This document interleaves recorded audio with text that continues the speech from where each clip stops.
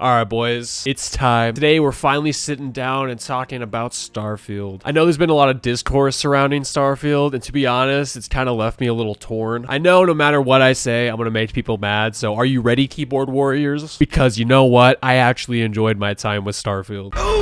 But I think you deserve to know where my perspective is actually coming from. Call me a Bethesda fanboy all you want. And you know what? I'll admit, I've been waiting for this game for years. I've sunk thousands of hours into Fallout and Elder Scrolls. I literally just did a video on Skyrim a few weeks ago in anticipation of Starfield. So yes, as a Bethesda fanboy, I was ready to immerse myself in another Bethesda RPG. With that being said though, my expectations were kind of mid, to be honest. I wasn't expecting anything super groundbreaking because I've learned my lesson throughout my years as a gamer. But anyways, I've been playing Starfield a ton. I've put about 100 hours into the game so far. I beat the game once and I'm currently on my New Game Plus playthrough. I did all the faction quests and literally as many other side quests as I could get my hands on. And you know, I gotta be honest, there's a ton about Starfield that I genuinely love. But there are definitely parts that leave me wanting more or left me feeling disappointed. Throughout most of my playthrough though, I was genuinely having a good time and enjoying myself. And like any other normal person, I was curious how the world was feeling about Starfield. And man, that led me to wanting to bash my head against a fucking wall. You got people that are willing to defend the game and are willing to be crucified in the name of Todd Howard. And then you got people saying it's the most boring piece of shit of all time. And then you have this bullshit. Fucking pronouns! Alright, we get the point. Starfield is a mixed bag. I do think there are some actual valid criticisms, but some of these takes are just straight garbage. Fucking gender ambiguity! We will be talking about some of these valid criticisms later in the video. But before we dive in, I just want to clarify, it's okay if you disagree with me. But I still genuinely enjoyed my time with Starfield, and I definitely got what I wanted out of it. And I know I'm going to get more out of it as well. It's far from being Game of the Year, and honestly, I never expected it to be. I didn't go into it thinking, how is this going to top Baldur's Gate 3? Todd Howard could never. I went into it knowing what I wanted out of a Bethesda RPG set in space, and that's what I got, if not more. Starfield definitely has flaws, and I'm not going to paint, well, it's a Bethesda game all over its issues and pretend like it justifies anything, because it doesn't excuse my gripes with the game. But anyways, boys, I have a lot to say, so let's just start with the positives of the game. I think one of my favorite parts about Starfield is the overall world building and lore in the game. The design of Starfield definitely isn't for everyone, but I actually enjoy the gritty feel of the world, and its tone is a lot darker than I thought it would be. It feels fairly grounded with how the technology and history of humanity is being represented, and I think this aspect really helps with the game's overall immersion. The actual lore of the factions in Starfield are also interesting. If you join the Vanguard and walk through their little museum that they have set up, you can learn a bunch more about the actual world of Starfield, like how humanity needed to get off world before Earth's atmosphere sputtered into nothing. And with time running out for our species, humanity created the Grav Drive, which just opened up the space frontier. And once humanity occupied the stars, humanity did what it does best, and it created factions and political parties, which led to, surprise, surprise, war. You can definitely feel the political tension all throughout Starfield's universe. The United Colonies are still angry at the Free Star Collective for breaking off and creating their own political party and starting the Colony War. While at the same time, the Free Star Collective feels exactly the same about the United Colonies. You'll definitely hear about the war that took place as you play throughout the game, and it adds a nice layer of storytelling. And then you have House Va'ruun, which worships a big serpent or some shit. Basically the crazy cult of Starfield. You don't learn a whole lot about House Va'ruun and the Va'ruun Zealots. They'll occasionally attack you while you're out in space, and you'll hear about them occasionally, but I wish they had a bigger part to play in Starfield. There are other factions like Constellation or the pirate factions like the Crimson Fleet. We'll touch on these soon, but even if you don't walk through the UC Museum, you'll still be fed the lore as you play throughout the game. But I generally thought it was a nice touch to have something like the museum for people who want to immediately learn as much as they possibly can about the history of Starfield. Overall, I think Bethesda did a great job creating the backdrop of Starfield's universe. I definitely found myself wanting to learn more and more about the universe, which only helped with my immersion. And I can honestly say that this setting is personally one of my favorites that Bethesda has done so far. Alright, I want to touch on the character creator real quick. I think Bethesda did a decent job with it. It's definitely the better character creators they've done so far. But my favorite part was picking my character's background and starting traits. Your character's background opens up certain dialogue options that make you feel like my decisions actually mattered when I created my character. And some of the dialogue options even make certain persuasions easier. And the traits that you choose also matter because most have advantages, but they'll also come with disadvantages as well. For example, you got kid stuff where you can visit your in-game parents, but you gotta pay 2% of your credits to them. I think they also give you a ship or something. I didn't choose that one. I regrettably chose a hero worshipped because I just had to know, man. Is it you?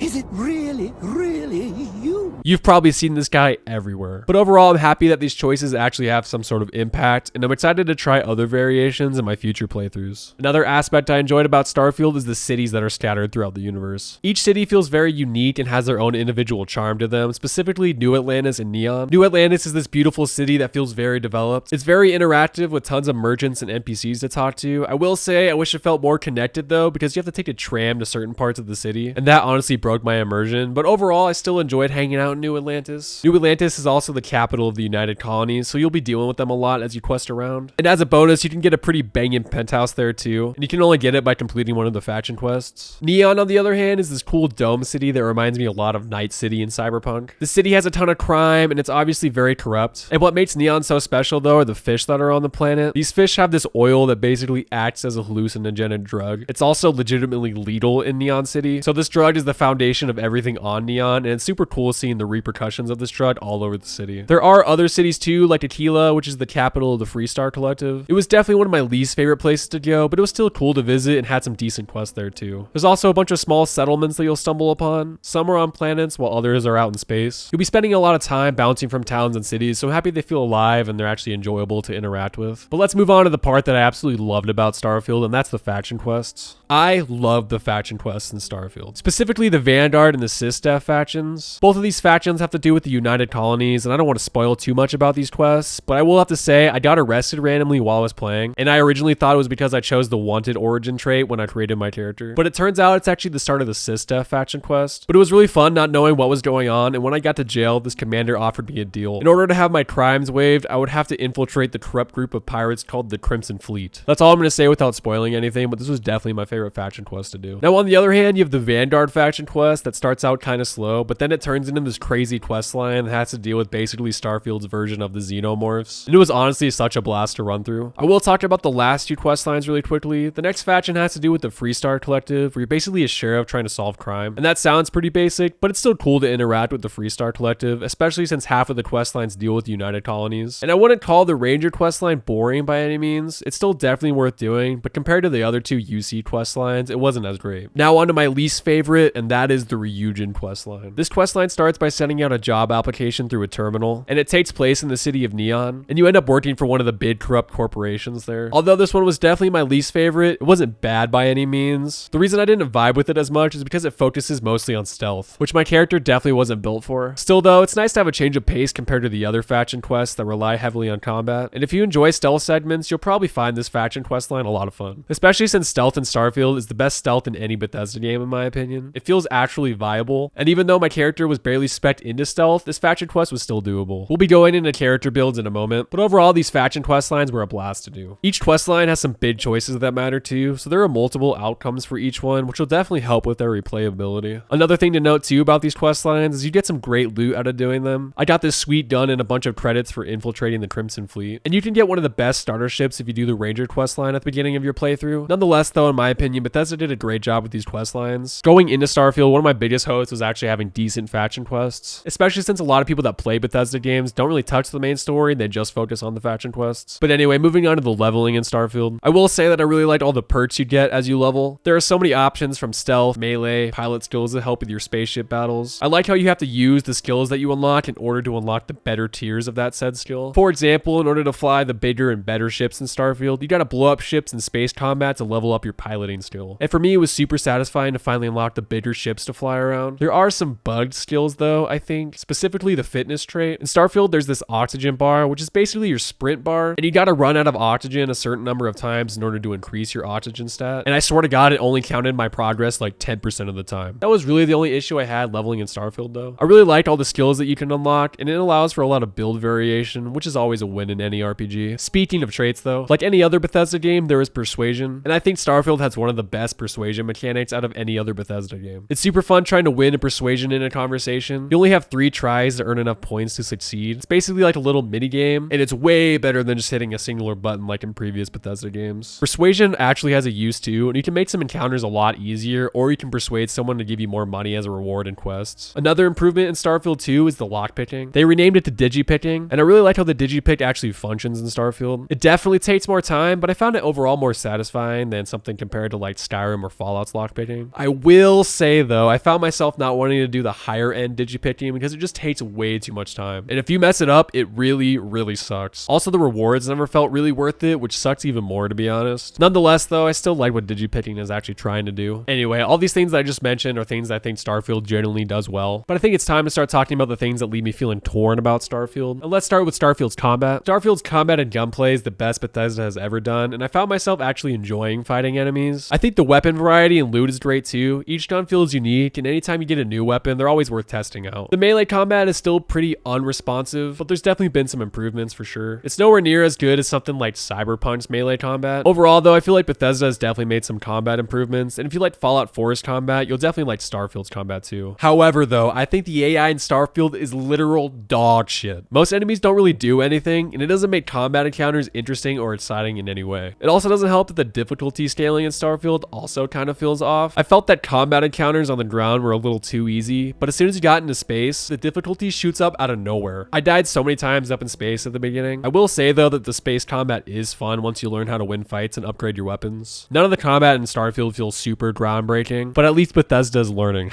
I also really enjoyed most of the spaceship mechanics, like trying out different builds or docking onto an enemy's ship in space and stealing it. I've been seeing the complaint everywhere that the ship is basically an interactive loading screen, and to be honest, they're all right. I wish you could do more with your ship. I never expected Starfield to be like No Man's Sky or Star Citizen, and I personally didn't want it to. I wouldn't have put as much time into Starfield if I had to fly to every single destination that I needed to go to. However, I still wish Bethesda found a better way to execute space travel. The only thing that comes to mind when I think of a good space travel system is in Mass Effect, but even that wasn't super involved. Nonetheless, there are still some good aspects to ships in my opinion. I liked unlocking better ships as I played, as it let me grav jump longer distances. Some sections out in space can only be unlocked once you have a better grav drive, and this basically forces you to either upgrade your ship or unlock the ability to fly better ships. I didn't mess around too much with building my own ship because I'm just not talented like that, but it was still fun to change out parts on the ships that I was using. Alright, with all that stuff out of the way, it's time to talk about the thing that made me feel really torn about Starfield, and that's the exploration. The exploration in Starfield is really weird. There's not really a big incentive to explore like there is in Skyrim or Fallout, and I think it's because all the content in Starfield that's actually worth doing is all super spread out. And the fact that it's so spread out, this forces you to fast travel. And oh boy, get ready to fast travel a lot. There are still some random quests you'll stumble across while you're traveling from system to system in space, but there's definitely far less than something like Skyrim or Fallout. While I do think there is arguably more content in Starfield, but you won't organically find most of this content. Like I said, you can stumble across some random quests and encounters, but they aren't as common as they are in other Bethesda games. Most of the side quests I unlocked were through conversations I heard in the main cities. And what sucks about this though is that 90% of the time you would unlock like 10 quests at once. Like walking in Neon for the first time, you'll unlock a long list of side quests. But the issue is, since there are so many conversations being triggered at once, you'll miss most of the context that's being given for most of these quests. Like, who the fuck is Doc Manning and why do I have to go visit him? This honestly really sucks though, because the side quests in Starfield can be really great, and some of them are even my favorite Bethesda side quests ever. But I really dislike how they are given to the player. Another big complaint I saw online is that like 90% of the planets in Starfield are barren, and yeah, most of the planets are not worth visiting at all. I would occasionally land on a planet that seemed cool for outpost building, or I'd land on a planet just trying to find things to shoot at, but in general, most of the planets in Starfield are barren. But I wish more of the planets gave you an actual reason to go to them. But for me personally, the barrenness didn't affect my playthrough that much. I still got about 100 hours out of Starfield's other content. I'm not sure why this was such a big part of Bethesda's marketing push. Like I said though, this is something I'm really torn about Starfield, and I think it depends on the person playing the game. I could maybe see how exploring these random planets can be cool, and finding some random encounters could be fun. There was this random settlement that I found where all these past criminals are trying to build a settlement for other ex-cons to live. It definitely felt like a needle in a haystack moment, but it was cool nonetheless. Like I said, this part of Starfield definitely will depend on the person actually playing. But for me personally, I just stuck with doing all the side content that I could find and where that side content actually led me to. Alright boys, it's main story time now. The main story is another mixed bag in my opinion. I really liked 75% of the main story. I like the mystery behind the quest and the idea of Constellation being this group of explorers trying to solve bigger questions about the universe. It's super cool, especially if you enjoy space and sci-fi related topics. I'm not going to say too much more, but there was definitely some engaging moments in the story. I'd say this is arguably Bethesda's best main story yet. Not like it's hard to beat their other main quests, but still. I like most of the companions it introduces. They also engage with most of the conversations you have with other NPCs while you quest, and this helps make them feel more like actual characters, other than some random person that follows you around and gives you weird one-liners. Don't get me wrong, those are definitely still there, but hey, you know what? At least they talk to you. They'll even have conversations about the events that are taking place in your playthrough. They'll even judge you based on choices you make in the faction quests, which is pretty cool too. My biggest complaint about the main story though is you're basically just going from point A to point B, grabbing an item and That's about it. There are some parts where you're actually doing more engaging quests, and those parts are great, but I really dislike going from point A to point B to grab a singular item to just go back and do the same fucking thing again. I'm not trying to spoil anything, so sorry if I'm being too vague. There are some good wow moments in the story for sure, and I really like the ending and the build up to the ending. I still imagine though that most people will probably hold off on the main story like most Bethesda games. The main story quest is usually the last thing I touch in any BGS game, but I think every time I play Starfield, I'll probably end up completing it. Alright, those are all the things I felt mixed about, but now it's time to move on to the things I hate about Starfield. Yes, I really enjoyed my time with Starfield, but there are some things I definitely dislike. Obviously, it wouldn't be a Bethesda game without bugs. And I know, Starfield has been Bethesda's least buggy game to release, but that doesn't mean there aren't still some game-breaking bugs. I kept having this weird bug where NPCs I needed to talk to would just float. Like, they'd be literally unreachable, they'd be so high. While I was playing the Ryujin questline, I literally couldn't talk to an NPC because he would float and literally clip out of the building. That wasn't the only time it happened, but it was the only time that it actually halted my progression. You'd think Bethesda would at least have their faction quests running as smooth as possible. And if you've been playing Starfield on PC, you've probably run into a bunch of performance issues. I got a 4070 Ti and I was experiencing hella FPS drops. Performance was overall pretty inconsistent for me. Nvidia did drop a patch that helped with my performance, but it's still not where I want it to be. With all that being said though, it's definitely one of the better PC ports to drop this year. Jedi Survivor. I was prepared for all these issues and I'm so happy Bethesda didn't disappoint.